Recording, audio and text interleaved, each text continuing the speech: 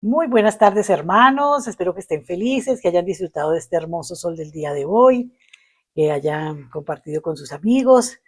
Y saludamos a todos nuestros hermanos en Cristo que nos siguen de tantos lugares. Hoy traigo una palabra que Dios puso en mi corazón y espero que sea también de provecho, de alimento para sus almas y que así prosperen sus vidas.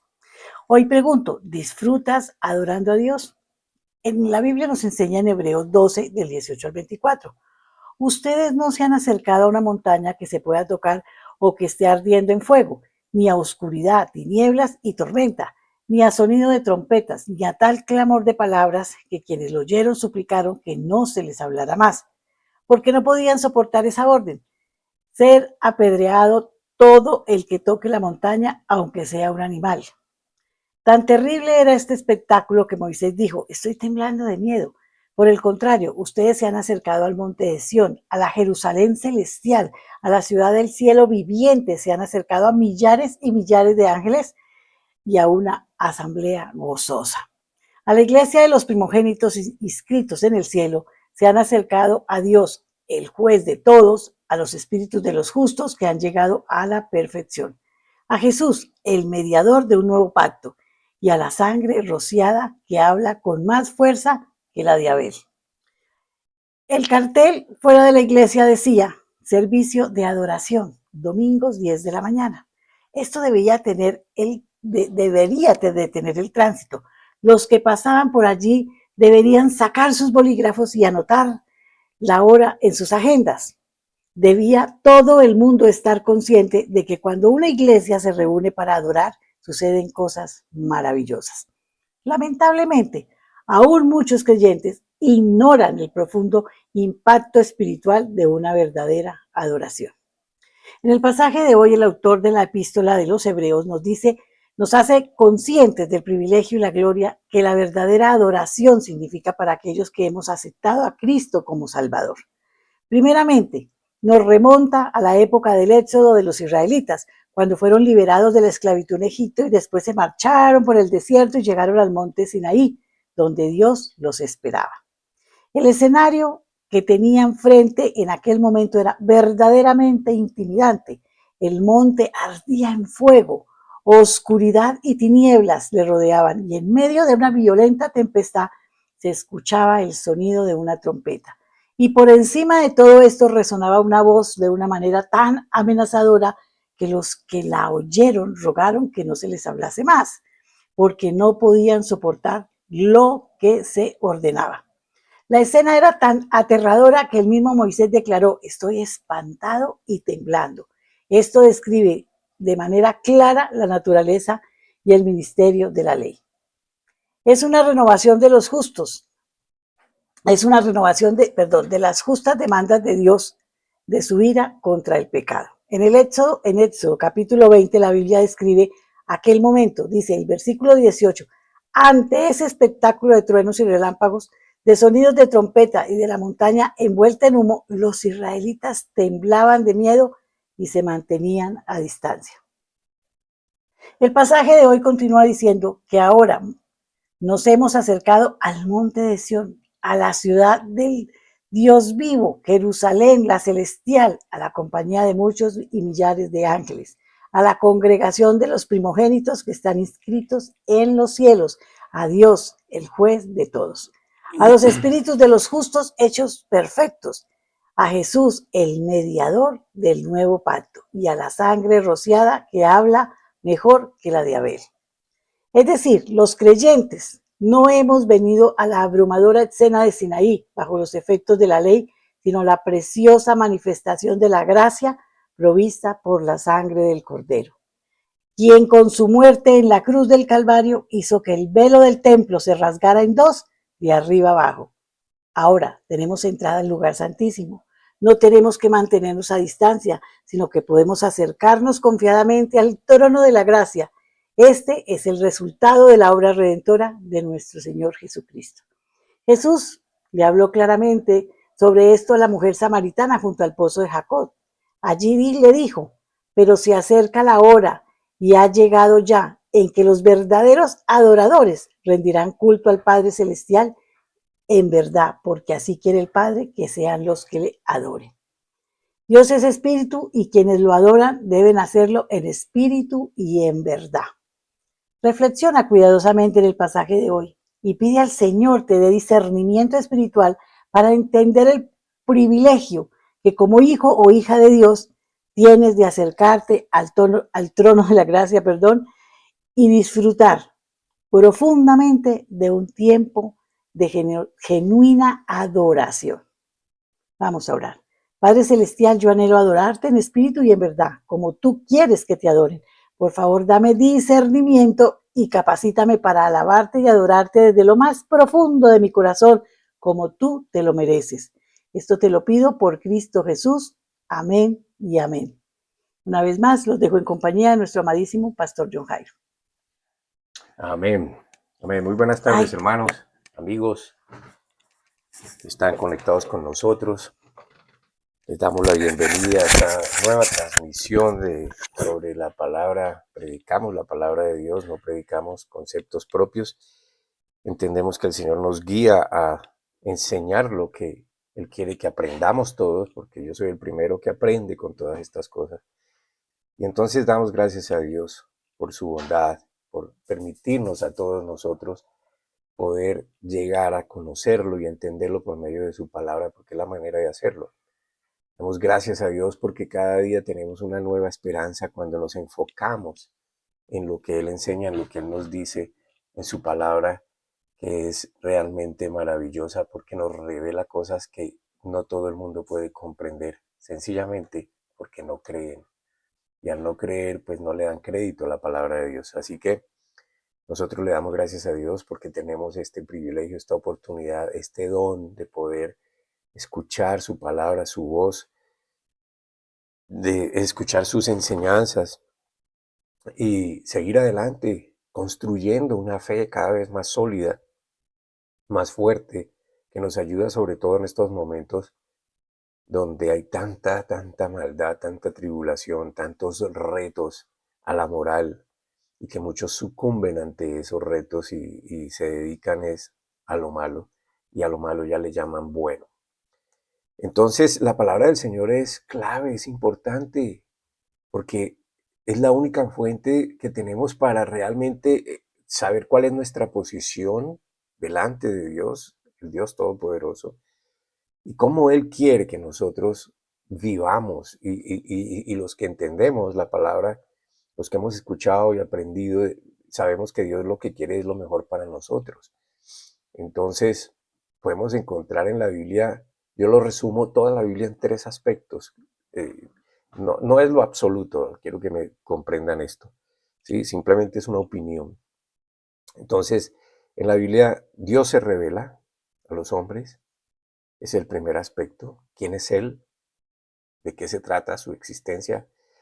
¿Qué lo compone? ¿Cuáles son sus características? El segundo aspecto es quiénes somos los hombres, en qué estado estamos, qué es lo que Él quiere con nosotros, para qué nos creó, cómo quiere Él que nosotros vivamos disfrutando de Él y de su creación. Y tercero, ejemplos para que descubramos y entendamos el camino del hombre y el camino de Dios diseñado para los hombres. Entonces, por eso es importante la palabra de Dios. Y con ella aprendemos, dice la Biblia que la escritura nos sirve para aprender, para guiarnos, nos sirve para descubrir los secretos de Dios, los planes de Dios, nos enseña, nos redarguye, en fin, nos instruye a través del Espíritu Santo. Y cuando aprendemos a usarla, entonces aprendemos a descansar en el Señor. Esta es la manera de descansar en el Señor, aprendiendo lo que Él dice, teniendo en cuenta lo que Él dice, usando lo que Él dice. De otra manera, pues nos dedicamos a cultivar una relación con un Dios que de pronto nosotros mismos creamos o que los hombres crearon para nosotros. Y nos acostumbramos a usar un Dios, a usarlo, Él es a nuestro servicio y no entendemos cómo es que Él, siendo Padre, nos quiere conducir a una vida donde todos podamos ayudarnos los unos a los otros y a la manera de servirle a Él. Entonces, por eso, aprenda a descansar en el Señor. Ese es el título de la enseñanza de hoy, que espero usted la disfrute, pero más que disfrutarla, que la aprenda. Mm, Tal vez nos vamos a demorar unos 2 domingos en esta enseñanza, unos 2 sábados, perdón, en esta enseñanza. Y la idea es que aprendamos. No es solamente que usted se vuelva un oidor, que escuche, sino que todo esto lo pueda usar. Amén. Vuelva sobre lo que hemos aprendido, tome nota, lea la Biblia, pídale sabiduría a Dios. Mi objetivo es que aprendamos a relacionarnos con Dios, no conmigo, sino con Dios. Yo me puedo equivocar, pero el Señor no se equivoca y Él nos va a dar lo que nosotros sabemos que Él quiere que tengamos, que es sabiduría. Entonces, como les digo, pues siempre es bueno transmitir lo que el Señor quiere que todos conozcamos sobre sus planes, sobre su carácter, sobre su amor y en resumen, todo lo que Dios, Jesucristo y el Espíritu Santo significan para nosotros. Porque todo eso debe ser los que queremos creer en Dios y a Dios, lo que necesitemos, lo que deseamos. Y eso que Dios quiere que nosotros entendamos debe ser, es lo que nos debe producir la paz que sin equívoco alguno todos anhelamos. Ahora, por supuesto que esa paz que Dios nos promete trae consigo mismo intrínsecamente amor, paciencia, gozo, misericordia, confianza y sobre todo una gran esperanza, una estabilidad emocional, una estabilidad del alma. En el alma, recuerden que están nuestros sentimientos, nuestras emociones, nuestro intelecto, nuestra capacidad de decidir qué es la voluntad. Entonces nosotros, cogiendo esa palabra de Dios, podemos estabilizar esa alma y eso es lo que vamos a transmitir hacia afuera, hacia los demás. Y por eso la Biblia dice que nosotros nos convertiremos en tierra deseable para las naciones. Ellos van a ver, como una vez me dijo un amigo mío muy querido que ya no está con nosotros, ya no está entre nosotros. Me dijo, yo quiero lo que tú tienes. Entonces, él algo veía en mí que yo no era muy consciente de eso, pero que ya el Señor, a través de su Espíritu, estaba haciendo y logrando en mí. Así que hoy voy a concentrarme en el tema sobre aprender a descansar en el Señor. Amén. Esto es una enseñanza de muchas que podemos sacar de la Biblia para aprender a descansar en el Señor. Pero antes, quiero hacer una especie de introducción, porque muchas personas tienen el sentido de Dios en sus vidas o el concepto de Dios en sus vidas formado dependiendo de si invocándolo, todo lo que se les antoje, todo lo que digan, lo que desean, lo obtienen y eso significa que Dios los escuchó. Inclusive, para poner ejemplos así ligeros, la gente cuando juega nuestra selección, la gente ora y pide, Señor, danos el triunfo y todo. ¿Y quién dice que los de allá no están pidiéndole a Dios? Entonces, Dios no se mete en asuntos terrenales, Dios se mete en asuntos personales. Entonces lo podemos usar a Dios para todas las cosas que se nos ocurre. Y eso es falta de conocimiento. Amén. Pues Dios, concédeme esto y no sé qué. Entonces, si no me lo concedió, Dios no me escuchó. O sencillamente decimos, Dios no quiere que yo lo tenga, pero no entendemos las razones, no entendemos cuál es la voluntad de Dios real para mí, que dista mucho de lo que yo pienso que es, porque a veces nosotros deseamos cosas que son simplemente vanidad y eso no nos aporta. Entonces se ignora que Dios nos creó con el fin de estar nosotros íntimamente relacionados con Él todo el tiempo. Pero el hombre hizo desde el principio que esto no fuera así. ¿Cómo lo hizo? Por medio de permitir que el pecado entrara en su vida. Cuando Dios ya le había instruido de lo que hiciera y de qué pusiera atención, en qué pusiera atención, el hombre decidió poner atención a esas ideas, a esa influencia del enemigo de las almas que quiere definitivamente apartar al hombre de Dios porque lo quiere destrozar. ¿Y por qué? Pues porque el hombre es la creación especial, única, a semejanza e imagen de Dios. No hay otra.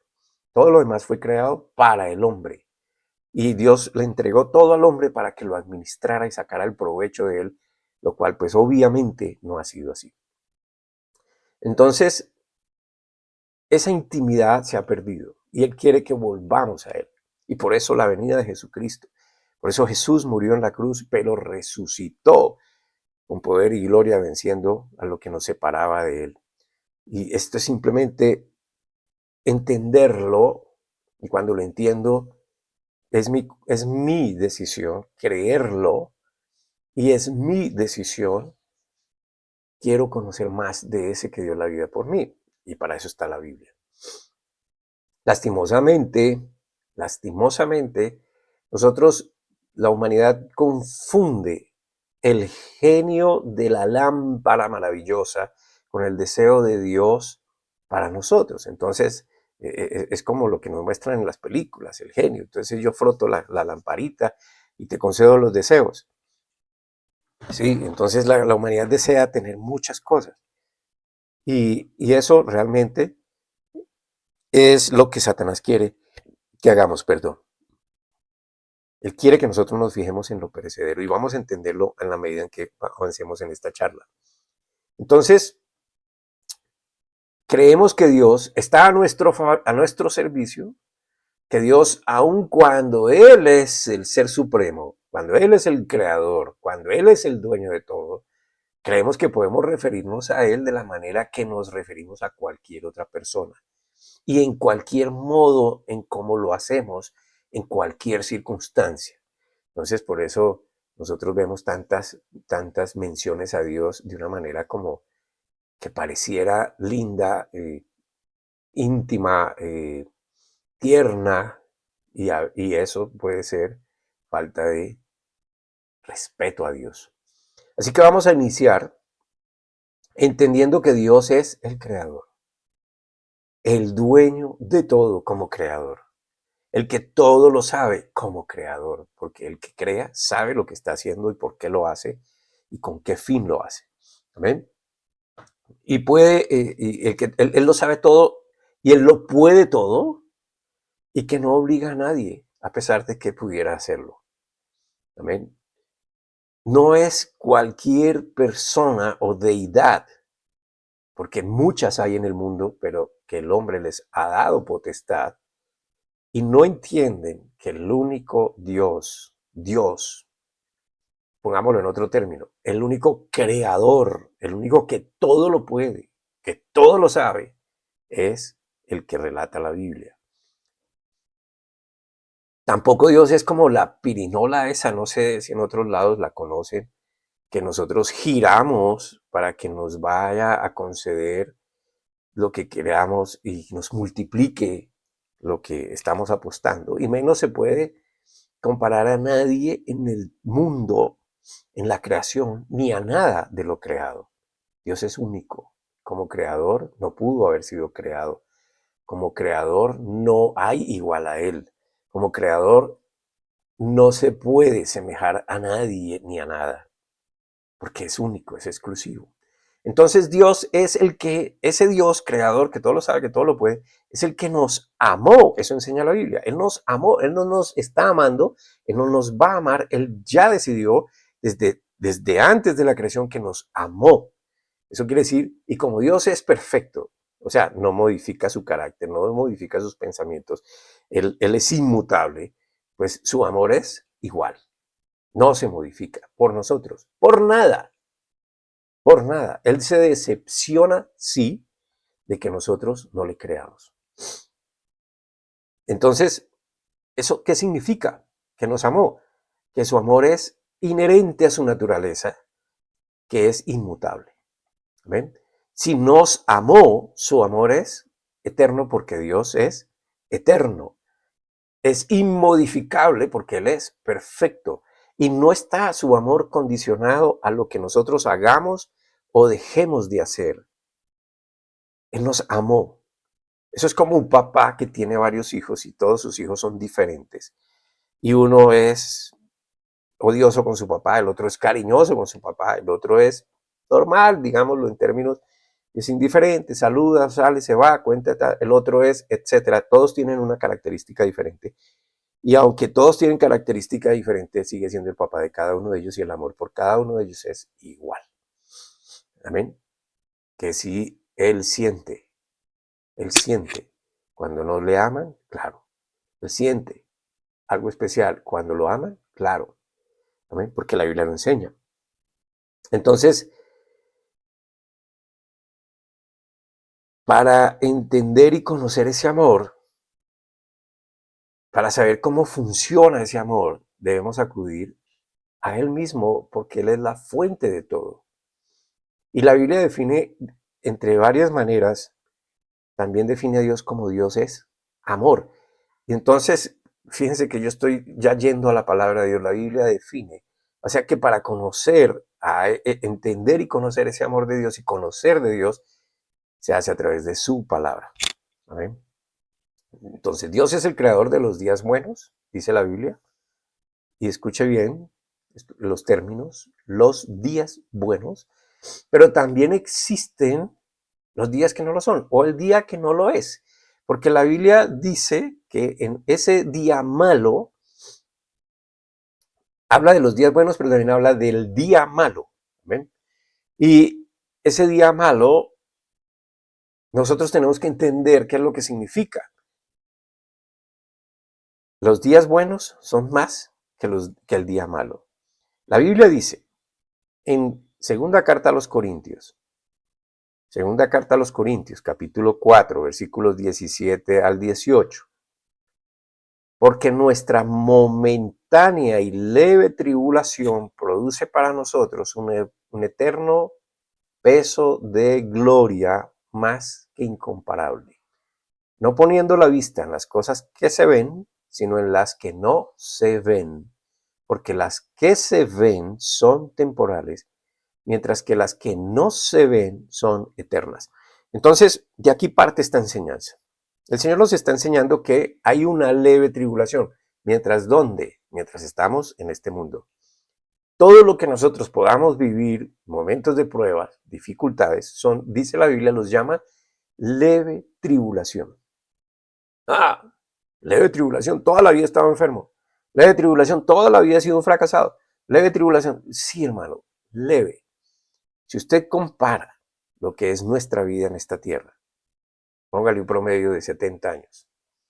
70 años. En la línea de vida eterna, 70 años con la línea de vida eterna que no tiene límite, no tiene fin, pues realmente es leve, es transitorio. Nuestra vida no está aquí. Aquí no es nuestro destino final. ¿Amén? Entonces definamos qué es el día malo y qué son, como dice la anterior escritura, leve tribulación. Porque esto es importante entenderlo, hermano. Aquí es como, si yo entiendo esto que me está hablando la Biblia, ¿sí? Que me dice que es una leve tribulación y esa leve tribulación produce un eterno peso de gloria que es incomparable y que es no poniendo la vista en las cosas que se ven, sino en las que no se ven. Pues tengo que aprender qué significa todo eso. Entonces hay dos cosas diferentes conforme a lo que nos enseña la Biblia. La leve tribulación puede ser lo que usted esté viviendo ahora y haya vivido por un tiempo, algo momentáneo, solo por un tiempo, solo por un momento. Usted puede decir, pero es que llevo 50 años. Eso es momentáneo comparado con la eternidad. Recuerde que lo que estamos tratando de hacer es cómo usar la palabra de Dios para obtener ese descanso, esa paz. ¿Amén?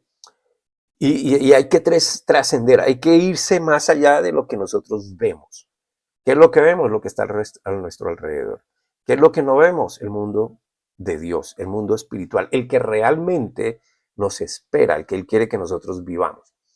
Por esto, pero entonces, eso es momentáneo, pero esas tribulaciones momentáneas que ahora nosotros vivimos producen, de acuerdo a la Biblia, de acuerdo a Dios, en nosotros un eterno peso de gloria más que incomparable. una gloria con la que Dios nos llenará por siempre. Siempre es eternidad. Usted no deja de existir. Lo que deja de existir es este cuerpo, es su cuerpo, pero usted va a adquirir otro diseñado por Él perfecto, donde usted ya no va a sufrir deterioro, que es incorruptible, dice la Biblia. Esto es una gran esperanza. O sea, yo no sé si usted es capaz de creer esto. Amén.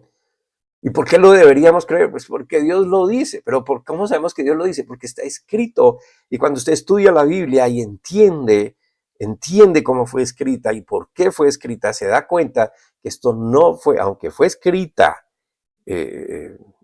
¿cómo se llama? Materialmente por los hombres, el diseño intelectual, la inspiración intelectual fue de Dios.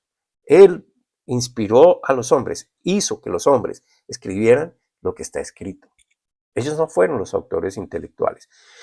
Entonces ese peso de gloria, dice el Señor, más que incomparable, nosotros no lo conocemos, pero es lo que crea nuestra esperanza. Entonces esa gloria, que es incomparable, es con la que Dios nos quiere llenar para siempre, para siempre. Por supuesto que no quiere decir que todos los que tengan problemas, que estén viviendo problemas, pasando por pruebas, tienen esas recompensas solo porque tienen esas pruebas. No. No es así.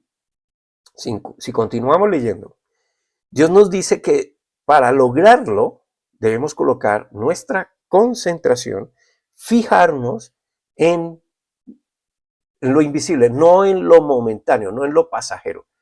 Porque la Biblia dice que todo lo que estamos viendo es pasajero, dejará de ser.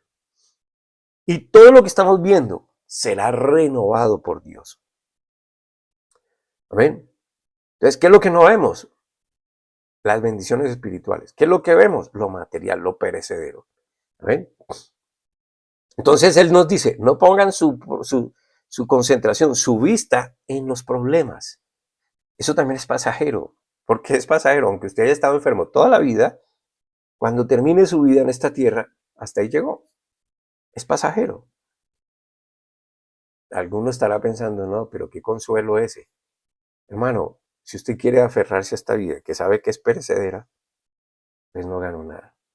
Al contrario, va a seguir perdiendo. Y va a seguir perdiendo su esperanza. Va a seguir perdiendo. Ya no va a tener paz. Usted ya no va a tener algo a que aferrarse. Usted simplemente va a estar como en una confusión permanente, como en una ansiedad permanente, como en una tristeza y en fin, cosas permanentes. Solo examínelo. A Dios nosotros no lo podemos ver. ¿Y por qué todo el mundo menciona a Dios? Entonces saben que existe. El problema es si la gente lo conoce. Pero ¿por qué Dios si no lo vemos? Obvio, el que dice que es ateo, pues dice que Dios no existe. ¿Amén? Pero tarde o temprano, cuando le llegue su momento, él entenderá que Dios es real.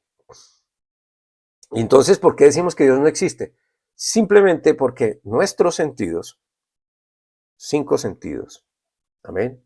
Vista, olfato, gusto, tacto, oído, no son capaces de detectar a Dios, de reconocer a Dios. Pero la fe, que no es un sentido, nos dice, la fe es, ni siquiera es un sentimiento, hermano, porque la gente confunde los sentimientos, las emociones con la fe. La fe es una decisión que tomo de creer algo aunque no lo vea. Un ejemplo terrenal básico, el amor. La gente malinterpreta la emoción del efecto del amor con el amor. Es decir, usted ve a una persona, le gusta, le habla, esa persona le responde, usted siente emoción, siente atracción. Pero cuando usted ve más allá de lo que es la persona físicamente y comienza a entenderla en su mente, o sea, su forma de pensar, su forma de actuar, su carácter, sus emociones, sus sentimientos, entonces usted va desarrollando amor. La emoción es parte de lo que se desprende del amor. Si usted ya deja de buscar ese amor de cultivar ese amor, pues entonces sus sentimientos le van a decir que usted ya no siente amor. ¿Por qué? Pues porque no sintió la misma emoción. Entonces la gente confunde esas cosas. Entonces, Dios lo mismo. Dios no lo podemos ver porque los sentidos son incapaces de reconocerlo, pero sabemos que Dios está en nuestras vidas. También sabemos que Dios es eterno, al igual que sus ángeles, por ejemplo, son eternos. Las bendiciones son eternas, aun cuando no las podemos ver. Entonces la Biblia dice que somos bendecidos, escuchen los términos, los tiempos gramaticales, no que vamos a hacer, sino que somos bendecidos con toda bendición espiritual en los lugares celestiales en Cristo, en Cristo, no fuera de Cristo, en Cristo. Amén. En Cristo es la fe en Él, en lo que Él hizo. Me acojo a esto. Sé que lo que Él dice es verdadero. Sé y entiendo y lo acepto como una verdad de Dios. Eso es estar en Cristo. Su palabra me enseña a vivir como Él quiere que yo viva. Estoy en Cristo. Eso es estar en Cristo. Amén. Y entonces, y aún cuando nosotros nada de estas bendiciones espirituales celestiales en Cristo las podemos ver, sí podemos ver sus efectos.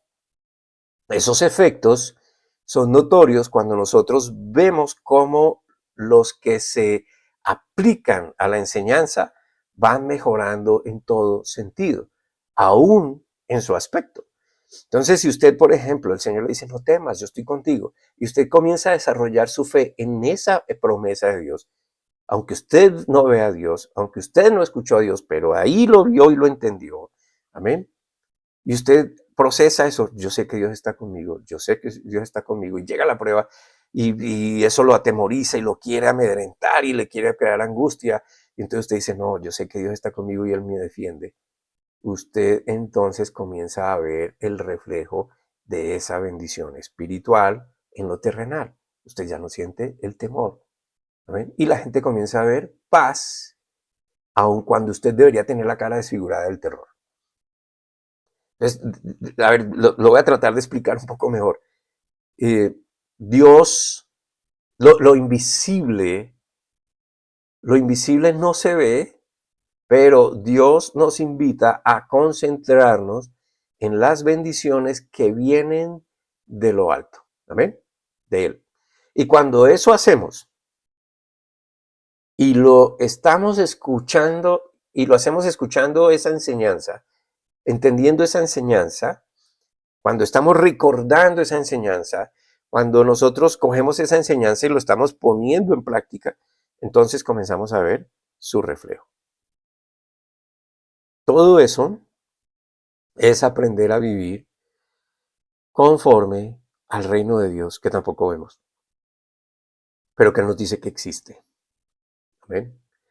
Esa es exactamente la definición de fe. En Hebreos capítulo 11, versículo 1, usted puede leer, es pues la fe, la certeza de lo que se espera, la convicción de lo que no se ve. Usted espera algo, está seguro que va a recibir, pero que todavía no lo ve. ¿Y cómo sabe que va a recibir algo que todavía no veo?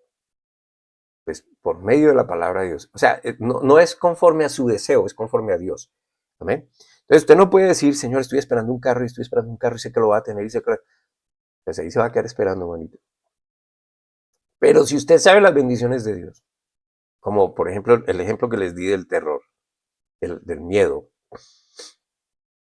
y usted se concentra en eso, todavía no ve que le llegó la paz, pero en la medida en que usted lo aplica, yo no tengo por qué temer porque Dios está conmigo, entonces comienza a llegar y comienza a reflejarse. ¿Amén? A esta clase de cosas que nos referimos. Satanás hace lo contrario. Entonces, Satanás, ¿qué va a hacer? Lo va a invitar a que usted se concentre, que usted ponga toda su atención en las cosas que sí se ven y que son todas pasajeras. Volviendo al ejemplo que estoy usando. Hay un momento de pánico, de terror, y usted ignora la palabra de Dios que le dice, no temas, yo estoy contigo. Yo soy tu defensor. Yo soy tu refugio. Confía en mí. Y usted ignora eso. Y usted se concentra en lo que le está produciendo terror. ¿Qué más le va a producir? No solamente terror, pánico, incapacidad, impotencia, ansiedad, tristeza, rabia, etcétera, etcétera. Y esto va a reflejarse también. ¿Amén? Y Satanás entonces quiere que se fije usted en eso que usted está viendo, no en lo que no está viendo, que es Dios. Entonces por eso muchas personas, por ejemplo, sufren por la pérdida de cualquier cosa. ¿Amén? Cuando una persona no tiene en cuenta las promesas de Dios, cuando no conoce a Dios, que es a través de la Biblia, entonces comienza por influencia de Satanás. Y de eso tampoco es consciente porque la gente realmente no cree que Satanás sea capaz de penetrarle semejante inteligencia. ¿Amén? Resulta que Satanás es más astuto que cualquiera, menos que Dios. Y la Biblia lo describe como un ángel de luz. Solo imagine lo que es un ángel de luz. Pues obviamente la luz es maravillosa. ¿Amén? Y que es capaz de disfrazarse de ángel de luz. Entonces es capaz de mostrarse como algo espectacular y seductor y atractivo y lo que usted anhela y eso es lo que yo quiero. Entonces él lo puede conducir allá y usted no se da cuenta que es Satanás. Porque usted no lo sabe, porque no lo creo, porque sencillamente no lo entiende. Y entonces comienza a hacer que usted se fije exactamente en la gravedad de las cosas. Cuando usted se sienta a ver, usted es fanático de ver los noticieros, sobre todo los colombianos. ¿Qué es lo que usted ve? ¿Qué es lo que le están enseñando? Ahora, yo no estoy hablando de que no es bueno estar informado. El problema es cuando esa información que le están pasando, no sabemos si es verdad, primero. Segundo, qué tanto efecto le está produciendo a su alma. A usted le dicen, va a haber escasez, y entonces usted ya empieza, va a haber escasez, va a haber escasez, y usted comienza a fijarse en eso, pues va a haber escasez. Pero si usted recuerda, y el mundo ya le dijo que va a haber escasez, pero usted recuerda que Dios le dijo, a ti nada te faltará porque yo soy tu Padre. ¿En qué prefiere usted concentrarse? ¿Qué le produce paz? ¿Amén? O por ejemplo, usted va al médico. No estoy hablando en contra de los médicos ni de la medicina. ¿Amén? Es un ejemplo práctico. Usted va al médico y evidentemente le descubrieron un tumor en la cabeza. Ahí está. El escáner o el examen que le hicieron demostró que usted tiene ahí un tumor. No se puede negar que está ahí. Es lo que usted ve, es la realidad. Científicamente se lo están demostrando. Dios le dice que usted puede estar sano si le cree a Él, si cree lo que Él hizo en la cruz por la humanidad. Pero su atención es fuertemente atraída por el diagnóstico. Tengo un tumor. Primer impacto.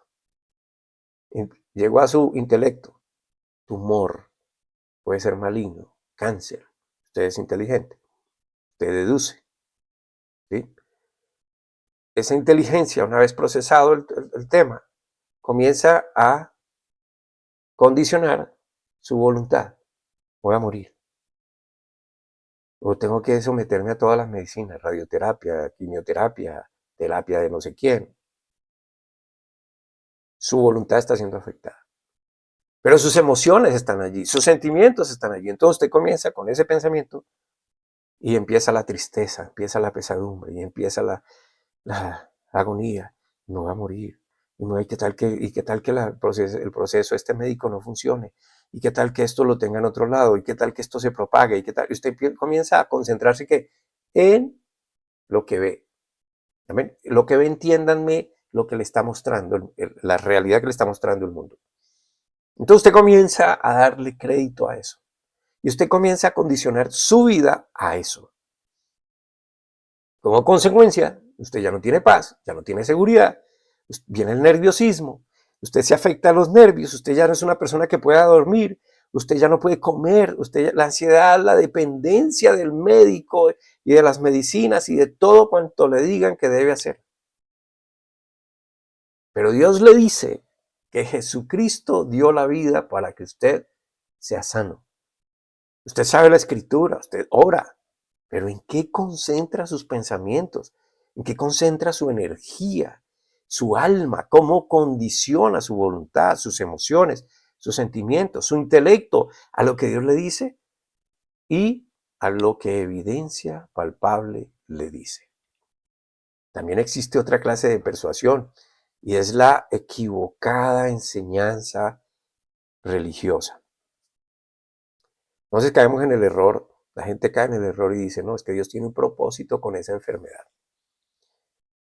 O Dios tiene un propósito y le quiere enseñar algo a través de esa quiebra. O Dios le quiere enseñar algo a través de su divorcio o con la muerte del ser querido. Es lo que tenemos que aprender. Y el creyente que busca conocer a Dios sabe que la promesa de Dios es bienestar y no de mal. No podemos nosotros interpretar como queremos las cosas que pasan tratando de hacer quedar bien a Dios. Si queremos ayudar a que la gente crezca en su fe, crezca en el conocimiento de Dios, entonces lo que nosotros deberíamos hacer es enseñar lo que Dios dice realmente, no agregarle o quitarle a su palabra lo que nosotros no podemos comprender humanamente. Póngale cuidado a esto. Si fuera la voluntad de Dios, por ejemplo, que alguien esté enfermo, que tenga un tumor, es la voluntad de Dios. Entonces, no habría ningún derecho a hacer lo contrario de lo que Dios quiere. Si tengo un temor porque Dios así lo quiso, entonces ¿para qué sigo yendo al médico si Dios así lo quiso? No debería llevar a esa persona, no debería ir a esa persona al médico para que se sane si la voluntad de Dios es que esté enfermo. Dios no quiere que usted esté enfermo. O si Dios quiere que usted se separe, fue la voluntad de Dios que nos separáramos. Entonces usted no tendría ningún derecho a evitar que eso pase. No debería hablar con la persona, tratar de reconciliarse, no debería tratar de buscar un acuerdo, sino simplemente sepárese. Y ya, porque es la voluntad de Dios. O lo mismo en las finanzas. Si Dios quiere que usted esté quebrado, entonces no trate de cambiar la situación, de salir de esa quiebra, porque Dios, a diferencia de usted, sí sabe lo que Él está haciendo y según usted, Dios quiere que usted esté quebrado. Por supuesto que nada de esto es la voluntad de Dios si entendemos la palabra. Dios dice en la Escritura que Él murió por nuestra enfermedad. Dios dice en la Escritura que lo que Él unió no lo separa el hombre. Dios dice en la Escritura que a usted nada le faltará. Amén. Dios quiere nuestro bienestar. Yo voy a leer 2 escrituras solamente. Jeremías 29:11. Mis planes para ustedes, solamente yo los sé, y no son para su mal, sino para su bien. Voy a darles un futuro lleno de bienestar.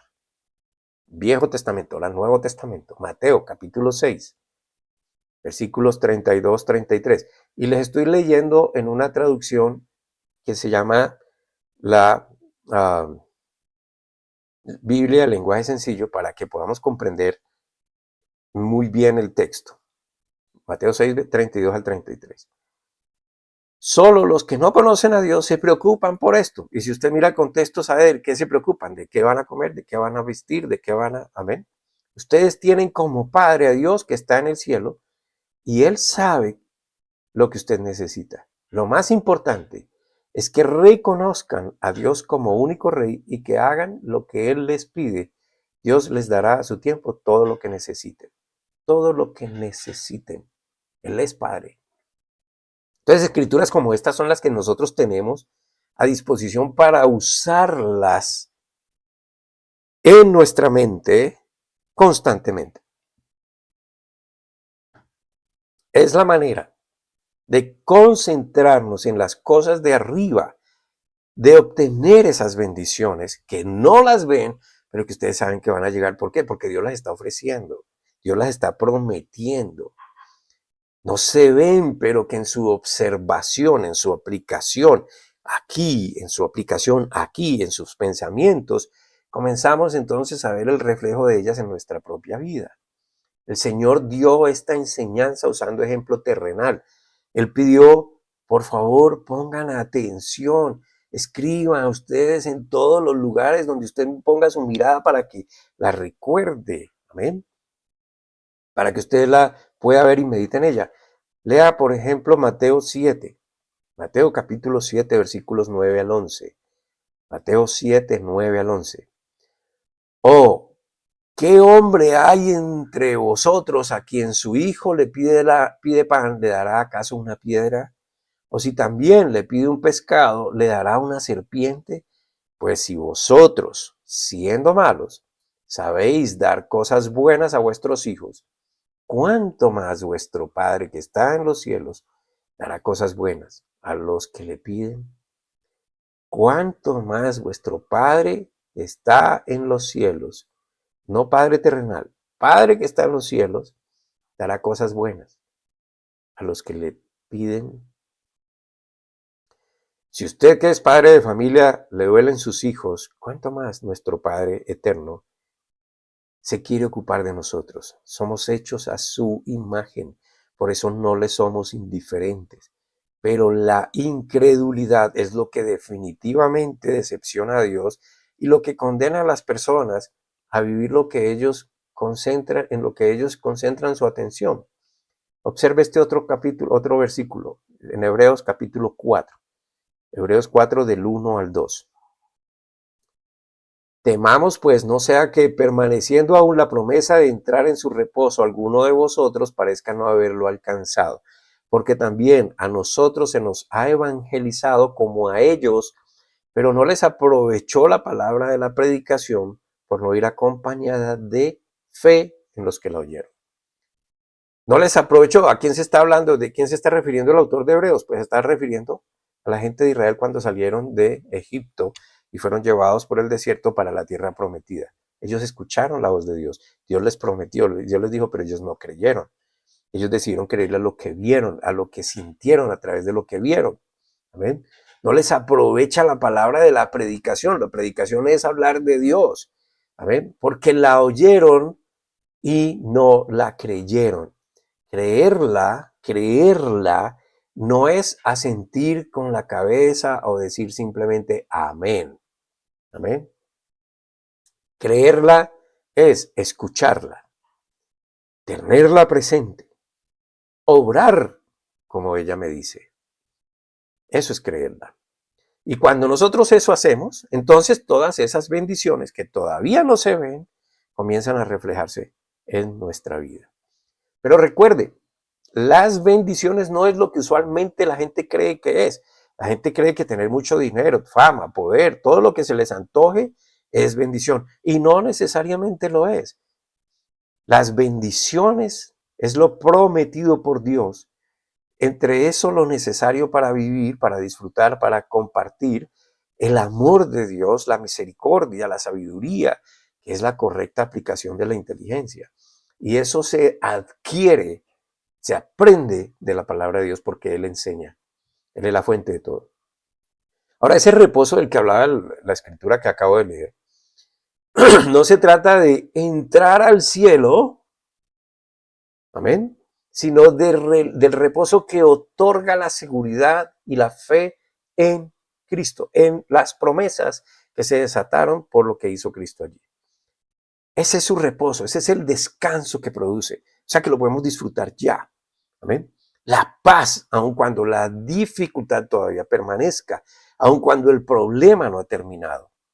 Es saber realmente y confiar plenamente que Él tiene el control, que no lo va a tener. Yo no le tengo que decir que lo tome, Él tiene el control, aunque a veces pareciera que no lo tiene. Es porque somos miopes. Entonces, haciendo esto más claro, es como si Dios nos estuviera preguntando si nuestra fe en Él es tan real que realmente nosotros estamos descansando en Él, aun cuando la prueba se está presentando. No es que Él diga, no, no van a vivir la prueba. La prueba va a venir. Y seguramente más que una. El problema es cómo la afrontamos, cómo la vivimos. ¿Confiados en qué? ¿Mirando qué? Dios quiere que nosotros estemos en reposo. Ese reposo solo se da por la fe, por creer y esperar en Él. Y eso lo sabemos por sus promesas. Mira el siguiente versículo. Hebreos 4, versículo 3. Porque los que creímos estamos entrando en el reposo de la manera que dijo. Por tanto, juré en mi ira, no entrarán en mi reposo, aunque las obras suyas estaban acabadas desde la fundación del mundo. Amén. Por la fe, los que creímos en qué, en lo que él dijo. Entonces, a propósito, los que entraron en el reposo de Dios, en ese entonces, si miramos el contexto, los que no entraron, perdón, al reposo de Dios, de acuerdo al contexto ahí en Hebreos, capítulo 4 y 3, no pudieron pasar a la tierra prometida, fueron todos aquellos que por incredulidad no recibieron la palabra de Dios, sino que creyeron en lo que vieron. ¿Qué vieron? Fueron 12 testigos, 12 espías que fueron a mirar la tierra prometida. 10 de ellos todos vieron lo mismo, pero 10 de ellos creyeron más en lo que vieron, 2 de ellos le creyeron a Dios. ¿Quiénes pasaron? Los que vieron a Dios, los que creyeron a Dios, aun cuando habían visto lo mismo. Por eso, hermano, cuando usted lee, por ejemplo, Isaías, capítulo 53, específicamente versículos 4 y 5, léalo todo, pero 4 y 5. Mire esto. Ciertamente Él llevó nuestras enfermedades y sufrió nuestros dolores, y nosotros le tuvimos por azotado, por herido de Dios y abatido. Mas Él, Jesús, Isaías está hablando de Jesús, de lo que pasó en la cruz. Mas Él herido fue por nuestras rebeliones, molido por nuestros pecados. El castigo de nuestra paz fue sobre Él, y por su herida, por su llaga, fuimos nosotros curados. Entonces, usted oye esto, usted lo está leyendo, usted está escuchando. Dios lo profetiza a través de Isaías, les dice, esto va a pasar, porque Isaías, esto fue escrito 700 años antes de Jesucristo, pero lo habla como si ya lo hubiera sucedido. Recuerde que lo que hace en el cielo se refleja en la tierra. Allá en el cielo no hay límite de tiempo, no hay horario. Entonces usted puede tener dos opciones. Todo esto fue lo que pasó en Jesús, en el cuerpo de Jesús, por la sangre derramada por Jesús. Una, simplemente la lee y no pasó nada más. 2, la lee, medita en ella y rechaza toda enfermedad aun cuando la fiebre esté al máximo grado. Escuche, rechazar no es decir no existe, no la tengo, eso no es. Rechazarla es, Él murió por mi enfermedad, Él fue herido por mi enfermedad, Él fue herido por mi enfermedad. ¿Qué está usted diciendo? Sí, ahí está la enfermedad, pero Él venció la enfermedad en mi cuerpo. Yo sé que Él me sana. Si se murió por esa enfermedad, pues gloria a Dios, porque por fin será liberado de ese cuerpo de maldición. Consuelo de bobos, pues no, hermano, porque finalmente Dios nos advierte que es pasajero. Pero escuche, si se sana, si Dios decide sanarlo, también gloria a Dios, porque prevaleció su fe en la palabra de Dios. Y cuando usted en medio de la enfermedad puso su pensamiento en la palabra de Dios, le aseguro que usted, en lugar de quejarse, va a obtener paz. En los dos casos no tiene nada que perder si cree, porque finalmente la enfermedad está, pero el creer le puede otorgar un beneficio, puede inclusive estar sano. En la primera opción usted puede creer primero en lo visible, que es la evidencia real de la enfermedad, y no se trata de negarla, de decir que no está, se trata de dar prioridad a Dios y esperar en Él, sabiendo que esto le va a producir a usted en su alma un beneficio. Dios ha preparado todo para nosotros, para que tengamos una seguridad aún en medio de las pruebas. Es aprender entonces a descansar en medio de ellas usando la palabra de Dios. Creo que si aún estuviésemos errados, el ejercicio de concentrarnos en lo que Dios dice no nos hace daño, más bien trae beneficios. Pero estoy seguro que el error no existe en la palabra de Dios. Alimentarse de la palabra de Dios es vencer al enemigo. Es la manera de ignorarlo, es la manera de quitarle poder. Luchar contra el enemigo no es comenzar a recitar una cantidad de palabras agresivas, violentas contra Satanás, sino más bien usar la palabra de Dios. Piénselo. Si usted se concentra en lo que Dios le dice, Satanás no está en su pensamiento por nada. Pero si usted se concentra en que Satanás lo tiene, usted está concentrado en lo que Satanás quiere que usted haga y que se olvide de Dios. Piénselo. Si Satanás quiere que usted se concentre en los problemas que sí ve, y Dios le dice que se concentre en lo que Él ha hecho posible para usted, que aunque usted no lo vea, ahí está y se va a manifestar. La manera de concentrarse, de contrarrestar el poder de Satanás es quitando la vista en lo que Él sugiere y colocándola en Dios. La próxima semana continúo con el tema, porque me parece que podemos aprender más. Es interesante saber todas estas cosas de Dios y cómo usar la palabra de Dios, porque la palabra de Dios no se usa para mandársela a todo el mundo y recitársela a todo el mundo, se usa primero para mí, para mi beneficio, para el cambio de pensamiento. Y el primer testimonio que yo voy a dar no es lo que hablo, es lo que se refleja a través de mí, que va soportado por una palabra. Amén. Bueno, muy bien, gracias por estar aquí, como les dije, y sigan conectados a nosotros. Comparta este video con otras personas, el link con otras personas. Todo el mundo necesita escuchar de Dios y le damos gracias a Dios porque hay personas que todavía entienden la bendición de ayudar al ministerio de la predicación de la palabra. Gracias y que Dios los guarde, los bendiga, los guíe, multiplique el entendimiento y la sabiduría en usted conforme a su deseo, a su propósito, y que usted pueda tener ese deseo de conocer de Dios totalmente todos los días.